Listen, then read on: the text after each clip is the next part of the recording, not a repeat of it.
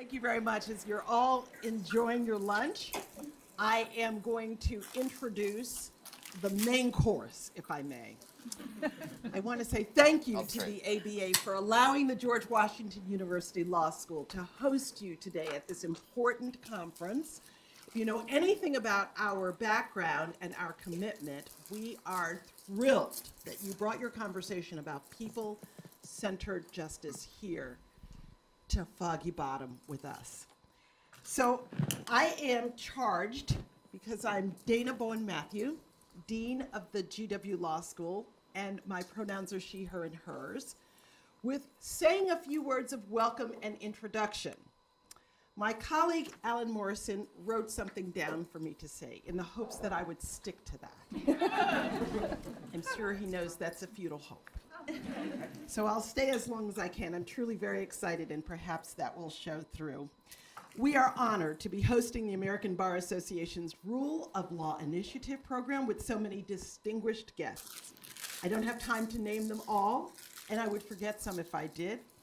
But I do, before I introduce the two organizations that have been awarded the Nobel Peace Prize for their two representatives, and their two representatives who will speak to us today, I want to say a few words about the rule of law from a dean's perspective.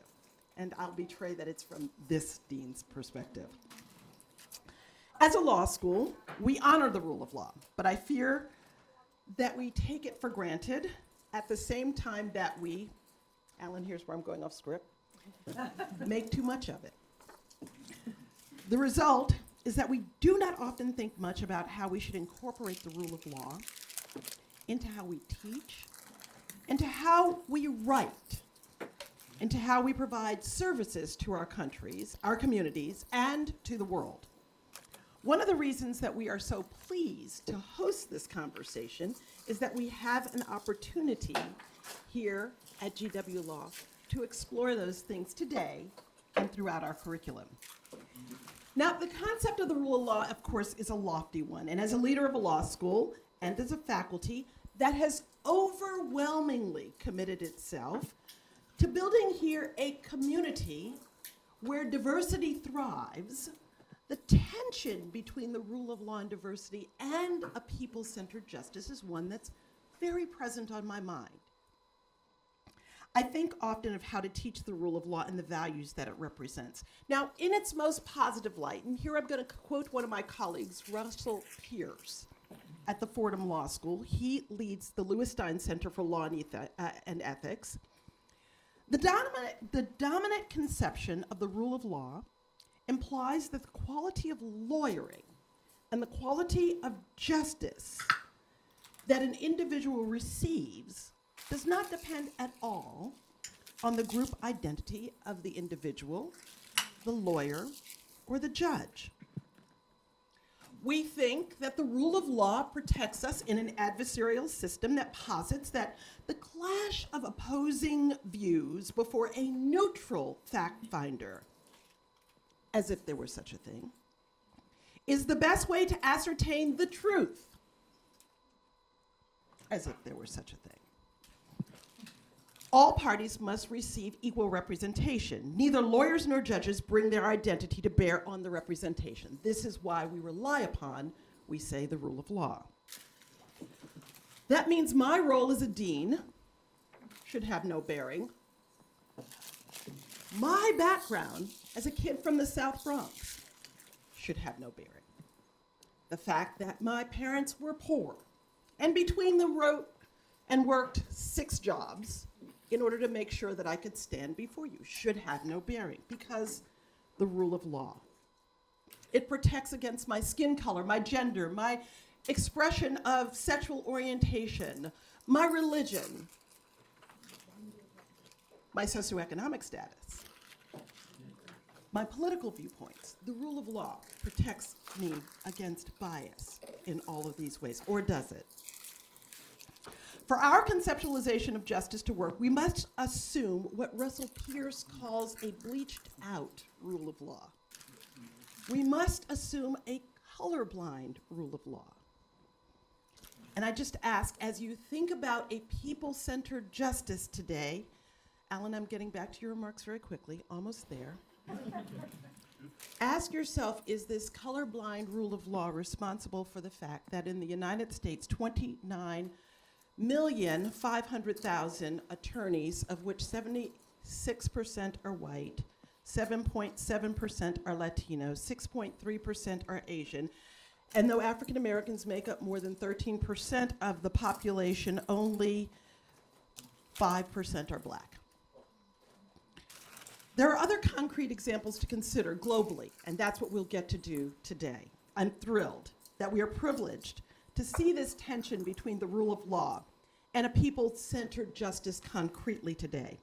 We'll see how it operates in the real world, and we'll see concrete examples. What better way to hear about it than the work of two Nobel Prize-winning organizations.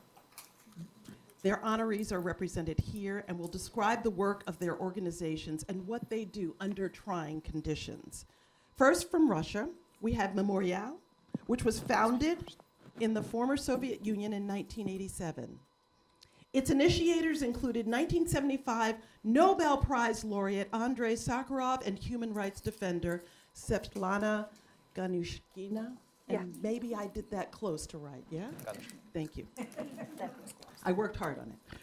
Among its activities were documenting the victims of crimes committed during the Stalinist era.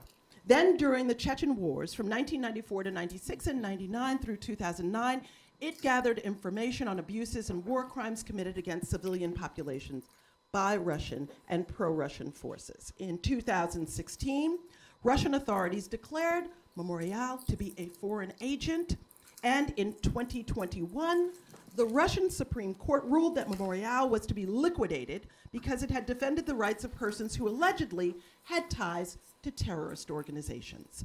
After Russia's invasion of the Ukraine in March of 2022, the authorities declared Memorial to be illegal and took over their offices as they forcibly dissolved the organization. Speaking on behalf of Memorial will be Grigory Vaypan. Grigory is a Russian human rights attorney and scholar. He is a senior lawyer at Memorial, and currently he is also a democracy fellow with the Center for European Policy Analysis in Washington, D.C. His work, including his high-profile Children of the Gulag case, was featured in the New York Times, The Guardian, Le Monde, and leading international media. He is a recipient of the 2022 Moscow-Helsinki Group Human Rights Award for defending human rights in courts, and most recently, Grigory has been involved in the legal defense of Russian citizens prosecuted for protesting Russia's war in Ukraine. Our second Nobel Prize-winning organization is the Center for Civil Liberties, which was founded in 2007. In its early years, the organization put pressure on the authorities to ensure that Ukraine developed into a full-fledged democracy governed by the rule of law. A key objective was Ukraine's addition to the International Criminal Court at The Hague. When Russia annexed the Crimean Peninsula from Ukraine in 2014, the center began to document the cases of unlawful imprisonment and other abuses against the civilian population in these areas. After Russia's attack on the Ukraine in February 2022, the center concentrated on documenting war crimes against the civilian population perpetrated by Russian soldiers in occupied areas. Speaking on behalf of the center will be Sasha Romantsova. Thank you. She began her career as a human rights defender in the center in 2014, and since 2017 has been its executive director. Her work there has involved monitoring and documenting human rights violations and political persecution in Crimea, which Russia unlawfully annexed, as well as coordinating the project of mobile observation of human rights violations and war crimes in eastern Ukraine. Since February 2022, she has been coordinating the documentation of war crimes and engaging in advocacy regarding illegal acts committed by the invading Russian army. I want you to join me in welcoming our two guests from Memorial and from the center, Sasha and Grigory.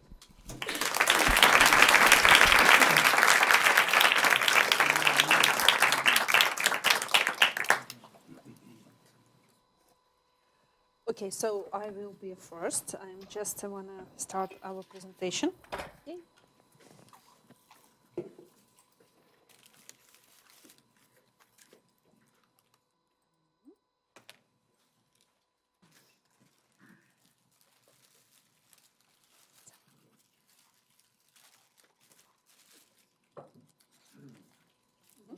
Thank you.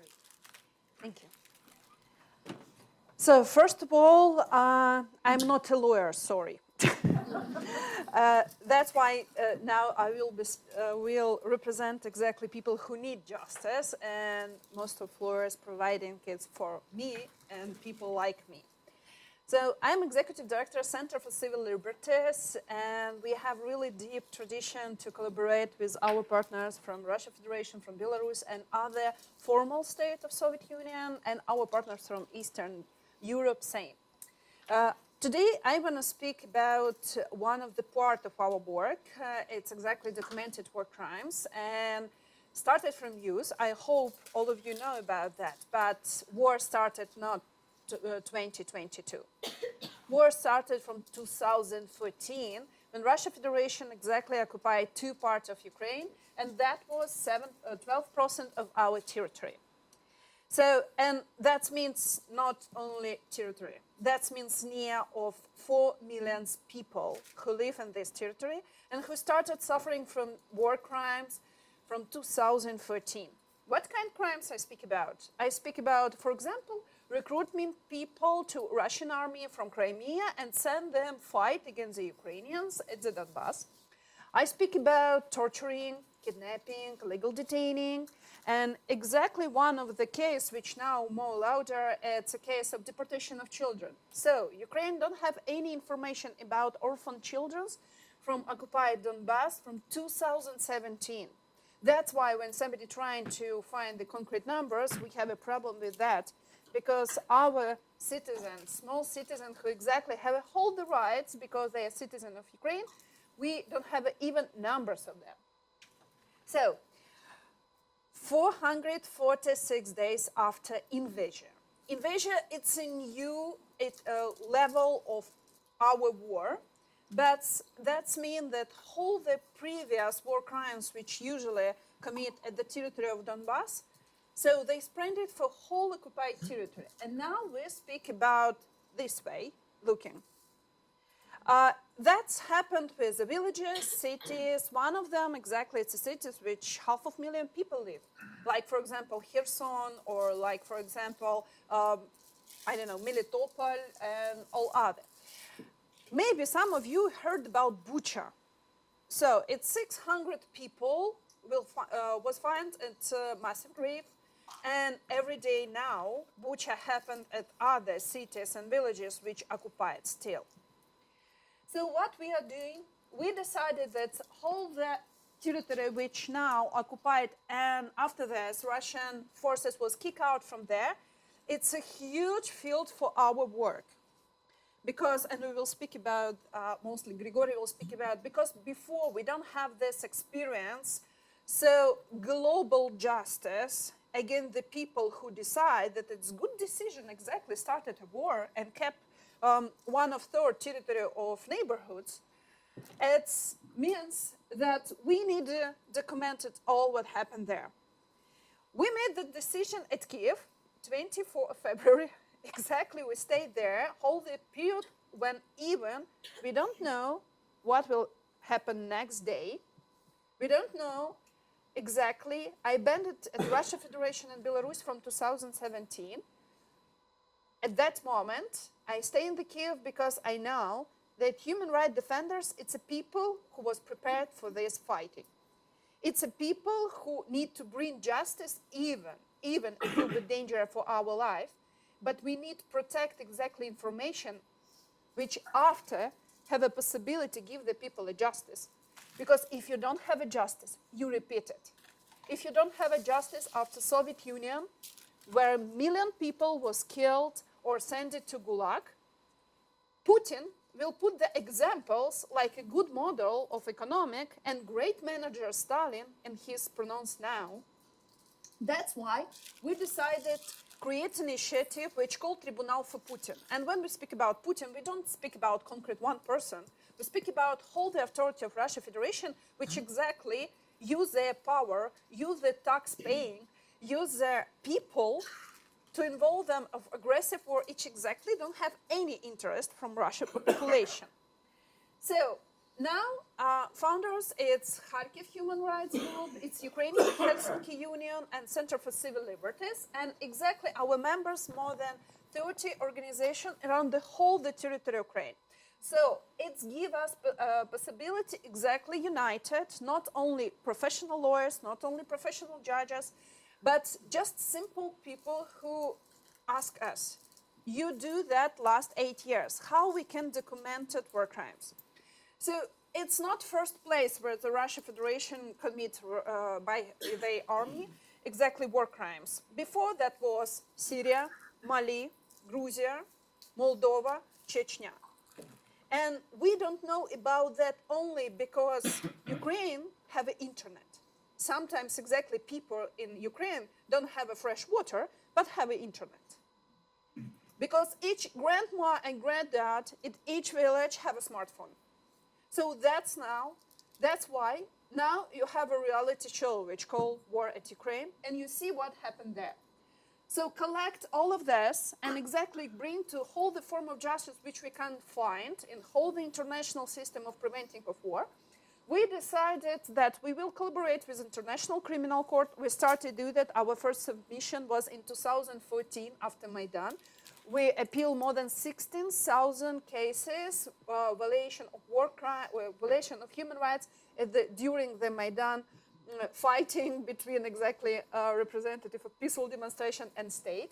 So we decided that we will work with all the missions who come to the Ukraine. We will work with International Criminal Court, International Investigation Team, with OSCE structure and all of them.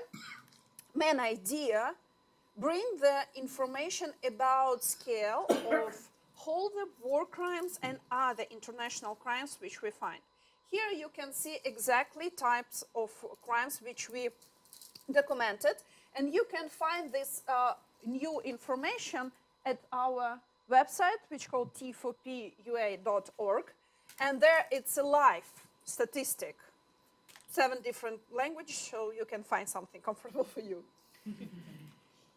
So our main idea that all existing mechanisms of justice need to work not only for Ukraine, because yeah, sure, we think about us, but we think about historical moment which bring Russia Federation really proud to take the nearest lands. I don't know why exactly Russia Federation, one of the hugest country in the world, need more lands, but they're trying to do that.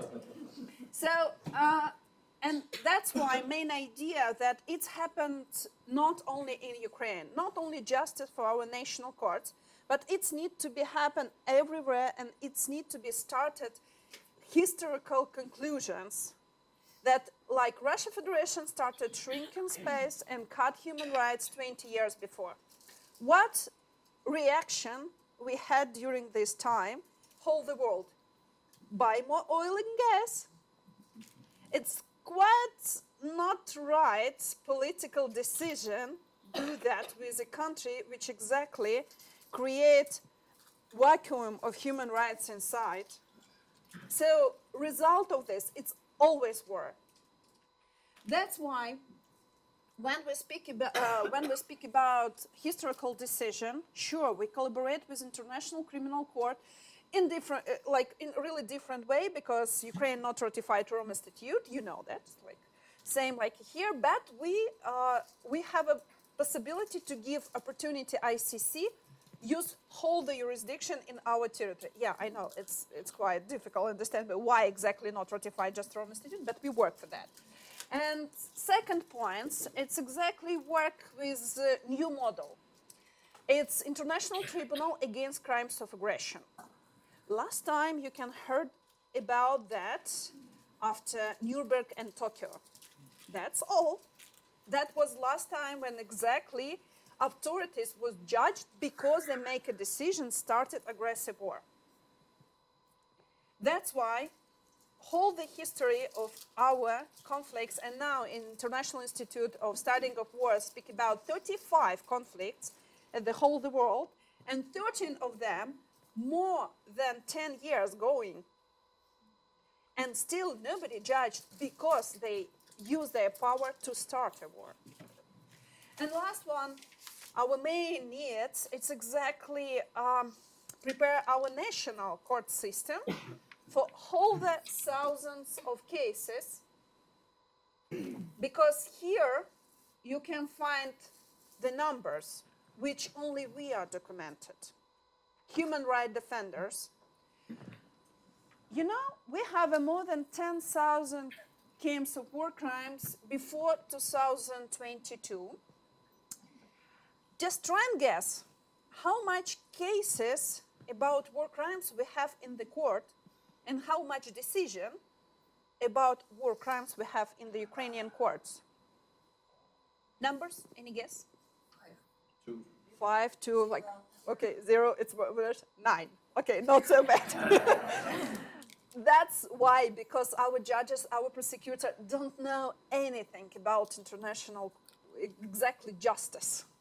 And we have a really complicated possibility through our criminal court going to the whole international documents which we signed and which we joined with. We have much more list than here in America you have.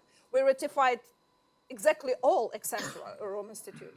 So now in our database today, we have 40,000 cases, war crimes, crimes against humanity, and potential elements of genocide. And it's today. At the end of the week, it will be 41,000. What that means? That means 10 of them maybe will take in international criminal court, like a case where they involved some Putin, Prigozhin, big fish levels. But all other thousands, it will be a challenge for our national court system, which, remind you, just 9 experience case before. So that's why we need exactly a help. Just imagine that each day of occupation, I remind you just, it's a map of occupation, and now it's a map where exactly happen war crimes. Yeah, you heard about that rocket shelling going to our electricity system, rocket shelling going at the hospitals outside. But here, for example, at Lviv, it's near of Poland, exactly. We have 2 hospitals which was shelling by bombs. Why?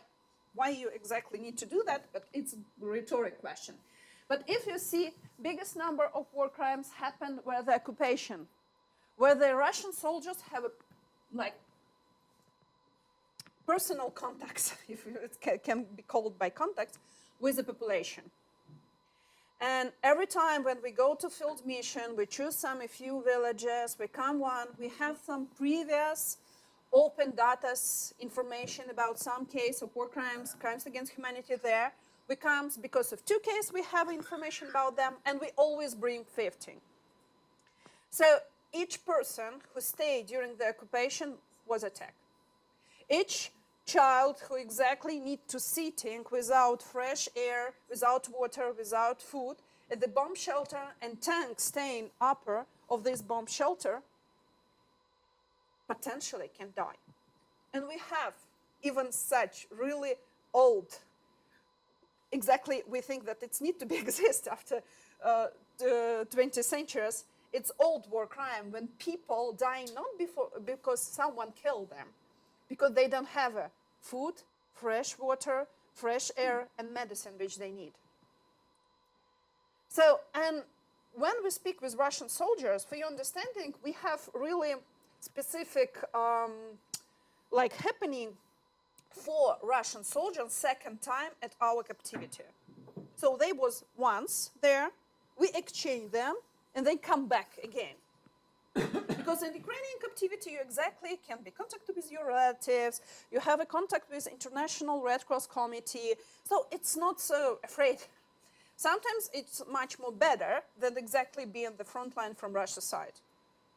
So, and when you speak with these people, they even don't have an order. They say, I don't know, they mobilized me and sent somewhere. So when we speak about we speak about justice, we need to understand that it's not only for people who exactly survive, but it's a decision which will be put in manuals of history, same in Russia Federation and all over the world. And when I come to South Africa, nobody will told me that, but Russia win Second World War. Seriously? So mythology is so deep. So it's exactly how we're going to the field mission and which object we're working with. That was a church, and that was a school. And just understanding what we need. At the private level, when we speak about rehabilitation of society, they first time ask me, where the justice coming? When we speak about regional, local communities, they needed justice because they remember that after Soviet Union, we don't have, that's why we have repeating all of this. And at the national level, we're understanding that we need a historical justice. That's why we proposed exactly model of international tribunal against crime of aggression, not only for us. For Georgia, for Moldova, for Syria, for Mali, for Chechnya, and all other. Maybe we don't know about previous war crimes, where this happened. But we need to have an answer. We need to have a system, international system of preventing and have a cool effect for people who think that it's a good idea exactly started a war, aggressive war, not defending war. That's why, what exactly you can do? Because I'm not a lawyer, but you are. Ukrainian society need your expertise. Ukrainian society need your support. Ukrainian society need your experience of justice. I know that a lot of you speak about problems with justice now in here in USA, but for us, your level of justice, it's incredible. So you can bring little for us. Thank you.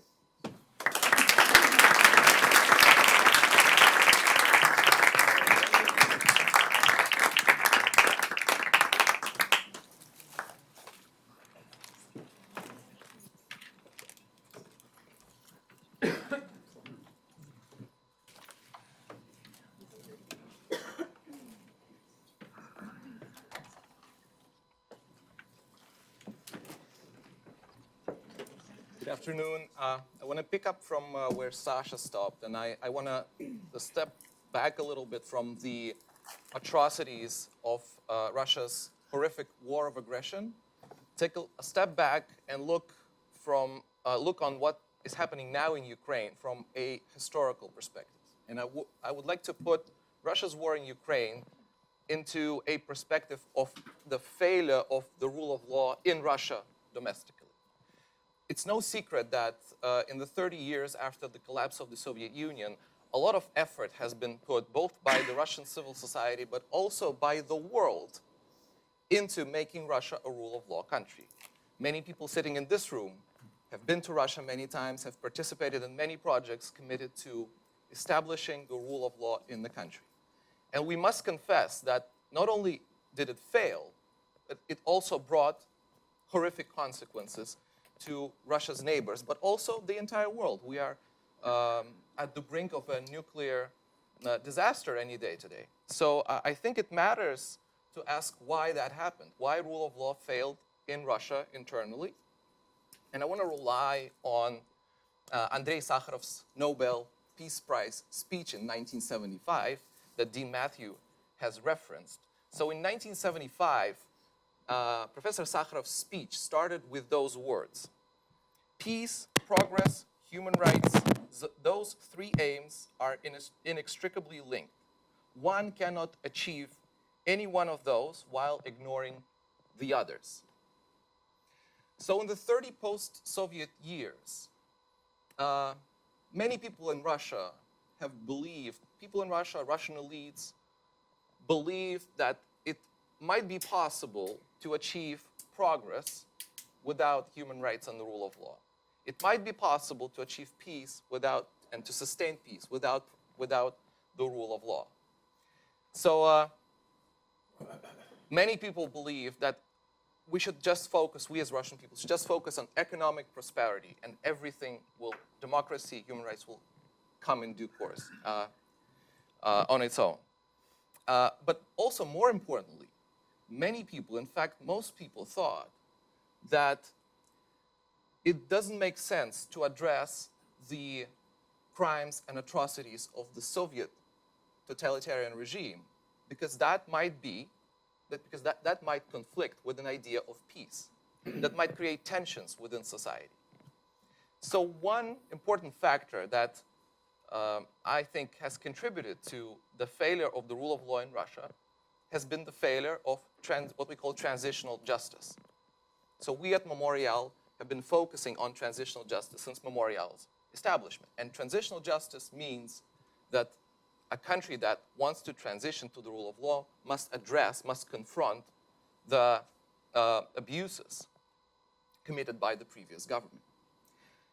Memorial's agenda since late 1980s has been the agenda of accountability. In late 80s and early 90s, very little has been done to investigate the crimes, to do the fact-finding, to establish the truth of what has happened, to compensate the victims, and to make sure that those crimes don't happen again. I think this aspect is gravely unaddressed, both in Russia and internationally. The failure of transitional justice, post-Soviet transitional justice in Russia. So in the 30 years that have passed since 1991, since the collapse of the Soviet Union, no one has been brought to justice for the Soviet crimes. We still don't know the exact number of victims, and the only database that exists in Russia is a database that has been compiled by Memorial, so it's a purely civil society effort. That database includes 3 million names. We estimate it's only 25%, only a quarter of people who were persecuted in the Soviet years. We have a compensation, a very symbolic compensation, which I think is an affront, offered to victims of the Gulag. It's a compensation, it's a one-time lump sum compensation of 75 rubles per 1 month spent in the Gulag. It's less than $1 US. There's also a cap of $100 US so that a victim does not receive too much. But most importantly, the Soviet structures, especially structures of the security apparatus, have never been dissolved. There have been no lustration proceedings in place. So the system remained basically the same. And also, even the people remained basically the same. In the interest of time, I just want to provide you with one example. I think it's very telling, and it relates to the war in Ukraine. So one of the Russian generals responsible for leading the Russian army in Ukraine is General Sergei Surovikin. At some point last year, in 2022, he was the head, he was leading the Russian army. He was the #1 person.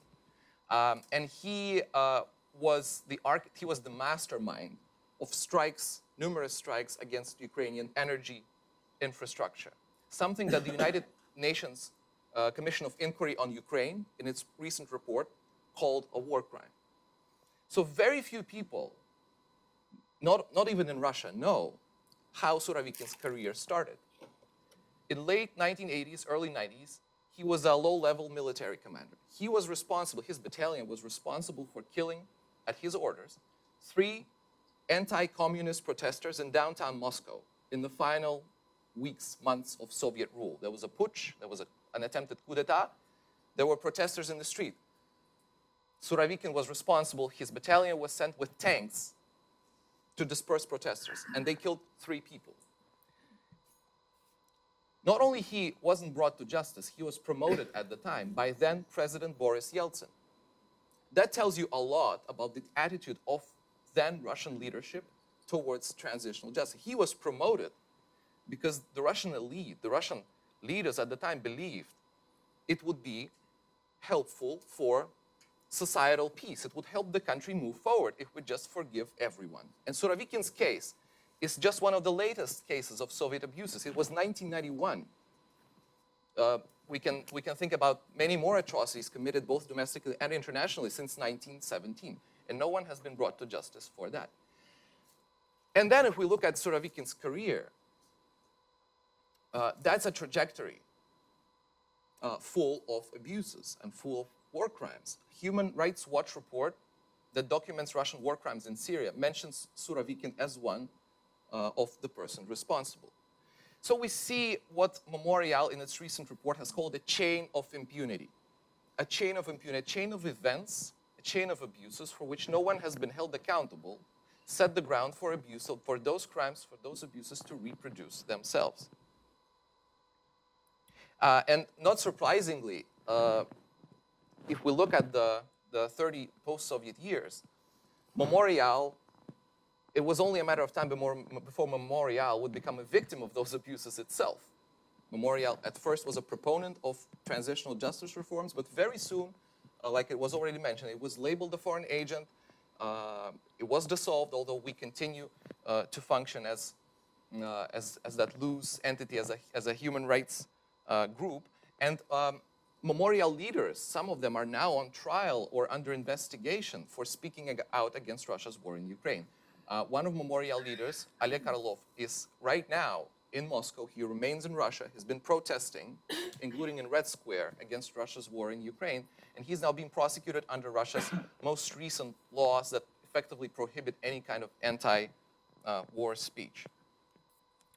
So to conclude, and going back to Professor Sakharov's 1975 Nobel Peace Prize speech, peace, progress, and rule of law are inextricably linked.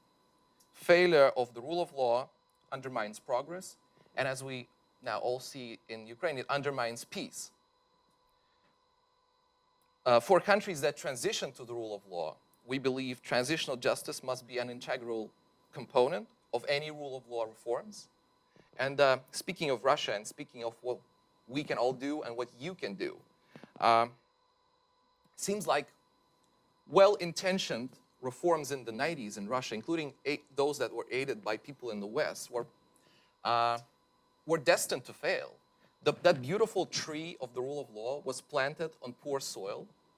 I'm not even sure if it was planted on soil at all. Maybe it was concrete, some other material, not prone to growth. So we at Memorial believe that it's apart from external accountability for Russia, apart from prosecutions, apart from international prosecutions, national prosecutions outside of Russia, apart from things like reparation or sanctions, it's also high time to start thinking about transitional justice processes for post-war Russia, processes that would be internal, that would be part of that should be part of any rule of law, future rule of law processes in Russia. That hasn't really been thought through by anyone yet. So if you're interested, I think my talk today is an invitation for that kind of conversation and thinking. Thank you so much.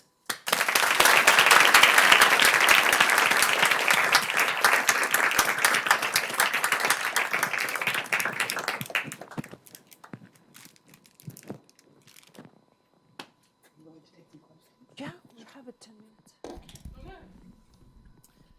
I'm going to pass the mic to anyone who has questions of Sasha and Grigory.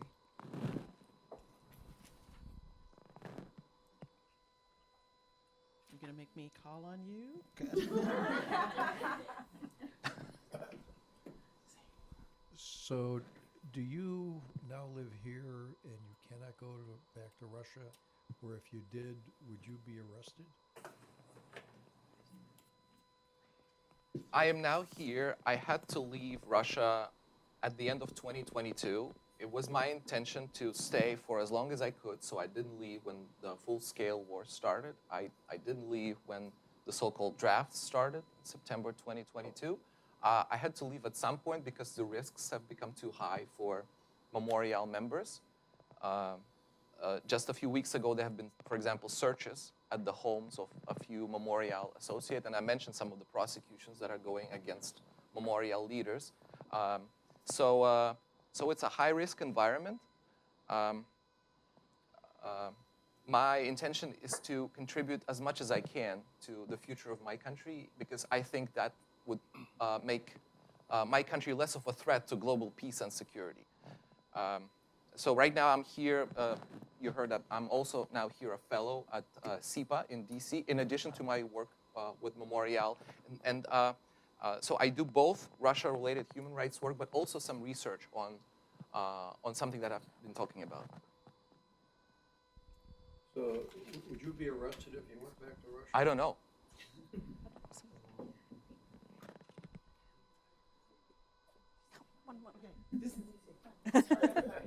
Hi, my name's Hadar Harris. I'm with Rights and Justice Consulting, and I'm a super fan of the Center for Human Rights and Rowley with the ABA. First of all, thank you both for your bravery and for everything that you and your organizations are doing. I think that the previous question kind of underscores what you're very modestly saying are the huge risks that both of you take. So you talk about transitional justice, and you say, well, not a lot's being done. But I bet you've been thinking about it. And I bet you've been thinking about maybe what it looks like a little bit in terms of a meaningful transitional justice process in Russia and maybe even in Ukraine for later.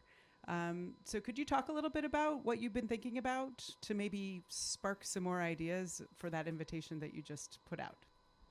Sure. I guess we should, speaking about transitional justice for future Russia, we should rely on the classical four-element description of it. That includes the establishment of the truth, justice, the justice component, strictly speaking, meaning accountability for those responsible, reparation, and guarantees of non-recurrence. I think it is essential that any kind of a future transitional justice project for Russia addresses both the Soviet period and the post-Soviet period, so the crimes that have been committed after 1991. I also think that it's essential that there are some procedures in place that prevent people, especially high-ranking officials who have held office during the Putin era, to be able to remain part of the government. I think it's a point where most people in Russia, it's a point of the most tension domestically in Russia, because people still think that lustration is something really bad. But let me give you just one example. The chief judge of the Russian Supreme Court since 1991 to this day is Vyacheslav Lebedev. Vyacheslav Lebedev, as chief judge of the Supreme Court, has basically overseen all the recent prosecutions, all the enforcement of all recent draconian laws that the Russian government has enacted. Do you know that Vyacheslav Lebedev was a Soviet judge who in the 70s and 80s jailed Soviet dissidents? If we look at the laws that he applied as a Soviet judge in the 80s, those were laws against so-called anti-Soviet propaganda and laws against spreading disinformation about the Soviet state. If you look at the Russian legislation today, those formulas are back. So Oleg Orlov, one of Memorial's leaders, is being prosecuted for propaganda, spreading statements discrediting the Russian army. It's basically the same law against anti-Soviet propaganda. So can Vyacheslav Lebedev remain a judge in a future Russia? I think not. And two other? You speak about first, second, classic part, but two other? No, I mean the four components: the establishment of the truth, accountability, reparation, and guarantees of non-recurrence. So my question actually follows very closely on that, which is just someone referenced earlier the sort of truth and reconciliation process led in South Africa. I think in the United States we don't actually have a great example of transitional justice from certain periods in our own history. So my question is that I'm curious, what models have you seen internationally to potentially build from in working toward transitional justice moving forward in both Russia and Ukraine? And thank you both for everything that you do and for being here. Okay, yeah, I'm starting for Ukraine. So it's really complicated now because, you know, we are flying and building one moment. I mean, even now we are not stopped, for example, investigation about corruption. We will not stop freedom of speech and all of this. So for us, it's really important justice. It's really important reconciliation and whole the form of rehabilitation of society, because we have huge numerous of common ordinary people who exactly now take a part at frontline fighting, like militarians, take a part like huge logistic system of our army. It's not professional militarians. It's just taxi drivers, teachers, writers, journalists, singers, all of them now it's the front line. So it's a huge level of, it's a lot at our society, numerous of people who will be traumatized physically, mentality, both. And that's why we need exactly a system of rebuilding our society, like health society. We exactly one of that. That's why so important justice, because justice gives you opportunity to finish the case, to stop hating, because now it's quite natural feeling against anything from Russia. You hate it, and it's not exactly what we like. Ukrainians usually hospitality is our main part, not hating. That's why main idea of transitional justice had finished all of this and protect ourselves, because we need a gun not because we want to have a gun. We need a gun because we want to be defended. If we will be defended in other way, great. We will just go into make business, love, and families. It's exactly what Ukrainians want. So justice and international change of international rules. Because now in Ukrainian happen 3 new kinds of war crimes. We have a cyber war. Just imagine the Russia Federation trying to destroy whole the database about citizens in Ukraine. Just imagine that tomorrow your number of tax paying not mean nothing. Second one, it's a question of propaganda. Like Memorial feel this pressure last 10 years because 20 years, drop by drop, propaganda changed the reality in Russia society. But is someone of you know how accused people who do that propaganda in the international level? Maybe now case of Rwanda's Southern Hills radio can give some signal cases, but it's not means that it's give all the answers. And third part, now near the 2,000 people, civilians, kidnapped and transferred from territory of Ukraine to the Russia jails and put in the jails. They don't give any accusation. They don't give possibility our partners from Russia who try and like lawyers be connected with them. So it's a new kinds of war crimes which not described in international humanitarian law. So we have a lot of work. I mean, not only inside the Ukraine, we need it, sure, that we will be recipient of all of this, beneficiary of all of this new, but all of us, we need to do what exactly people doing in I don't know which, Eleanor Roosevelt doing, creating Universal Declaration of Human Rights. So it's like, it's not Martians, you know, who comes and bring us international humanitarian law. That was a people. So we are now need to be such people who bring new rules, new standards, new negotiation about that, and new decision. So, yeah, we have a lot of work, and some of them told, but it's a complicated task. Yes, but Ukrainians is not the people who exactly asking a really easy task. Yeah, just to respond briefly to the question about the comparative examples. In fact, there are many of them. Speaking of South Africa, some scholars in Russia believe something like a truth and reconciliation model might go do a great deal towards Russia, inside the Russia. Yeah, inside of Russia. It's yeah, not for Ukraine. Of course. Yeah, it might work as a complement to criminal justice for those most responsible, but for mid to low-level perpetrators, for domestic human rights abuses, that might work. But also, Latin America, Central and Eastern Europe, Ukraine is a good example of certain transitional justice measures after 2014 to address the communist past. And just to open for archives. For example, a lot of memorials fellows come to Ukraine to work with archives of Soviet Union because Putin closed it. At Ukraine, it's opened. Precisely. And the experience of a few countries gives us an idea that sometimes transitional justice is a long process that takes place in steps.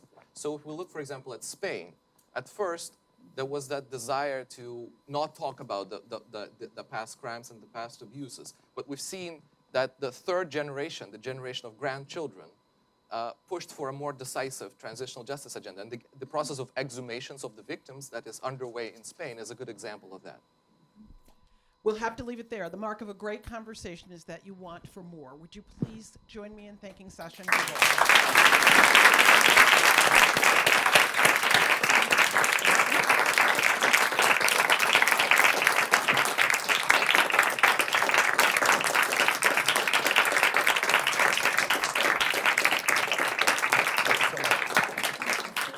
We're adjourned to go back downstairs.